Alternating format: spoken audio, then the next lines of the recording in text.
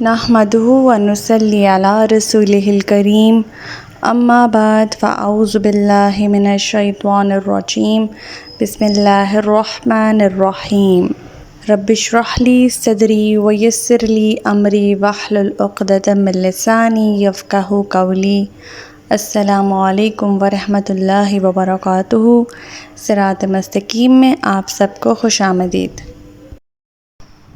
پچھلے سبق میں ہم نے پڑھا تھا کہ اللہ تعالیٰ فرماتے ہیں کہ یاد کرو وہ وقت جب موسیٰ نے اپنی قوم سے کہا، اللہ کے اس احسان کو یاد کرو جو اس نے تم پر کیا تھا، جب اس نے تمہیں فرعونیہ سے نجات دی اور وہ تمہیں بری طرح سزا دیتے تھے، تمہارے بیٹوں کو تو مار ڈالتے تھے اور تمہاری عورتوں کو زندہ بچا رکھتے تھے۔ اس میں تمہارے پروردگار کی طرف سے ہی بڑی آزمائش تھی، اور جب تمہارے رب نے اعلان کیا کہ اگر تم شکر کرو گے وہ تمہیں اور زیادہ دے گا اور ناشکری کرو گے تو میرا عذاب بڑا سخت ہے۔ موسیٰ نے تم سے کہا کہ اگر تم اور جو بھی روئے زمین پر موجود ہیں سب کے سب کفر کرو گے تو بھی اللہ تم سب سے بے نیاز ہے، کیونکہ وہ خود اس ذات میں محمود ہے۔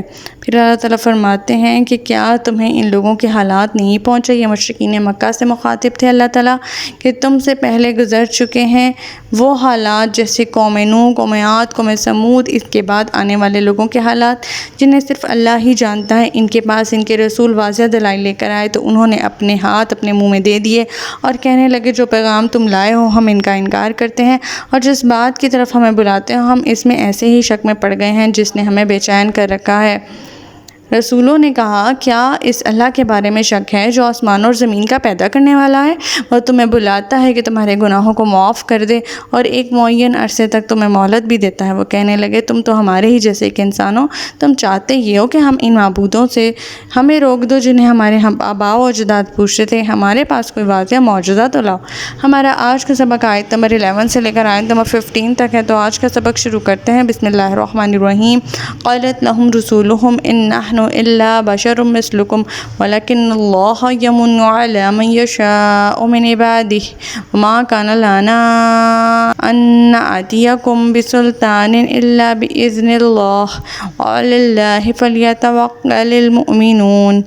رسولوں نے انہیں کہا ٹھیک ہے ہم تمہارے ہی جیسے انسان ہیں، مگر اللہ اپنے بندوں میں سے جس پر چاہتا ہے احسان فرما دیتا ہے، اور یہ ہماری طاقت نہیں کہ اللہ کے حکم کے بغیر کوئی معجزہ لا سکیں، اور ایمان والوں کو تو اللہ ہی پر بھروسہ کرنا چاہیے۔ اب مشرکین کے یہ جو اعتراضات تھے کہ تم تو ہمارے ہی جیسے انسان ہو تو ہم تمہاری بات پر ہم تمہاری نبوت کو کیوں تسلیم کریں، تو رسول پھر جواب دیتے ہیں کہ ٹھیک ہے ہم تمہارے جیسے انسان ہیں، مگر ہم پر اللہ تعالیٰ کا فضل ہے اور اللہ جس پہ چاہے اپنا احسان کر دیتا ہے، اور ہماری یہ طاقت نہیں ہے، ہم میں یہ کیلیبر نہیں ہے کہ ہم اللہ کے حکم کے بغیر کوئی معجزہ لا سکیں۔ یہ اللہ کی مرضی ہے کہ اپنے بندوں میں سے جس پر چاہے احسان کرتا تھا، اور ایسے علم حق کی دعوت ہم تمہیں دے رہے ہیں۔ ہمارے اپنے اختیار میں کچھ نہیں ہے، نہ ہی ہم اپنی مرضی سے کوئی معجزہ دکھلانے پر قدرت رکھتے ہیں، نہ ہی ہم نے کبھی ایسا دعویٰ کیا ہے، بلکہ ہمارے سب کاموں میں ہم اللہ ہی پر بھروسہ رکھتے ہیں۔ آیت نمبر 12۔ وَمَا لَنَا أَلَّا نَتَوَكَّلَ عَلَى اللَّهِ وَقَدْ هَدَانَا سُبُلَنَا وَلَنَصْبِرَنَّ عَلَى مَا آذَيْتُمُونَا وَعَلَى اللَّهِ فَلْيَتَوَكَّلِ الْمُتَوَكِّلُونَ۔ اور ہم اللہ پر کیوں نہ بھروسہ کریں جبکہ اس نے ہمیں ہماری سب راہیں دکھا دی ہیں، جو دکھ تم نے ہمیں دے رہے ہو اس پر ہم صبر کریں گے، اور بھروسہ کرنے والوں کو اللہ ہی پر بھروسہ کرنا چاہیے۔ مزید رسول کہتے ہیں کہ ہم اللہ تعالیٰ پر بھروسہ کرتے ہیں کیونکہ اللہ تعالیٰ نے ہمیں صراط مستقیم کی راہ پر اس راہ سبیل کی طرف گامزن کیا ہے، اور ہم صبر کریں گے جو کچھ بھی مظالم تم ہم پر ڈھاتے ہو یا ہماری جو تکذیب تم کرتے ہو، کیونکہ بھروسہ کرنے والے جو ہیں وہ اللہ ہی پر بھروسہ کرتے ہیں۔ المتوکلون جو ہیں وہ اللہ ہی پر بھروسہ رکھتے ہیں۔ آیت نمبر 13۔ وقال الذین کفروا لرسولہم لنخرجنکم من ارضنا او لتعودن فی ملتنا واوحی الیہم ربہم لنہلکن الظالمین۔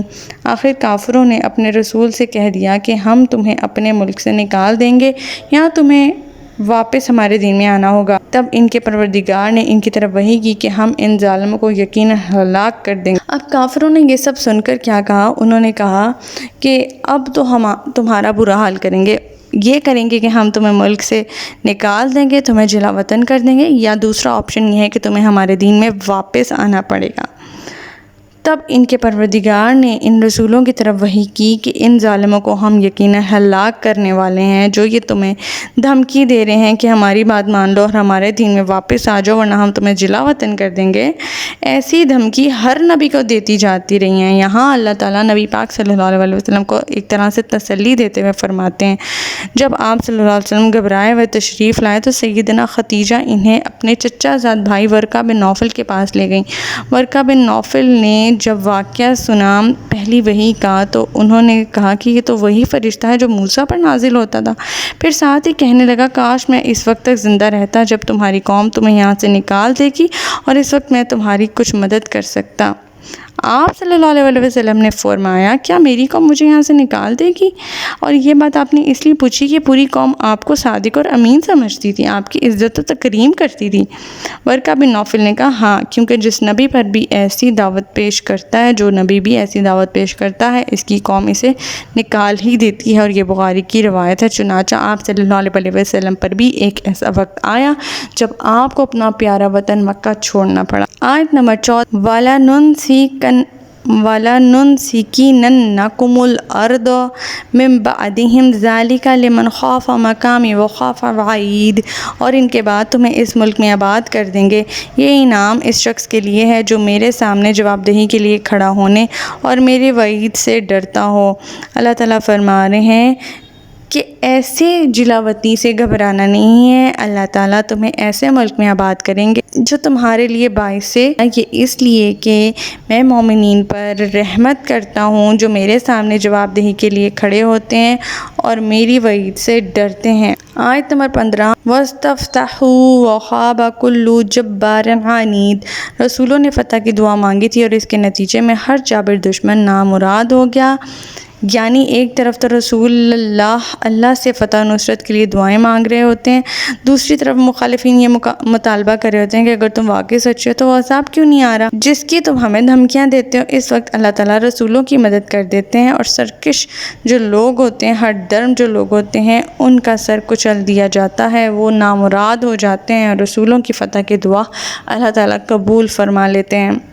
تو ہمارا سبق آج کا یہیں تک تھا۔ اللہ تعالیٰ سے دعا ہے کہ اللہ تعالیٰ قرآن پاک کے احکامات پہ ہمیں مطلع ہونے کی توفیق عطا فرمائے۔ اللہ پاک ہمیں ہدایت دے کہ جس کے بعد گمراہی نہ ہو۔ ربنا لا تزغ قلوبنا بعد إذ هديتنا وهب لنا من لدنك رحمة إنك أنت الوهاب۔ سبحانك اللهم وبحمدك أشهد أن لا إله إلا أنت أستغفرك وأتوب إليك۔ السلام علیکم ورحمۃ اللہ وبرکاتہ۔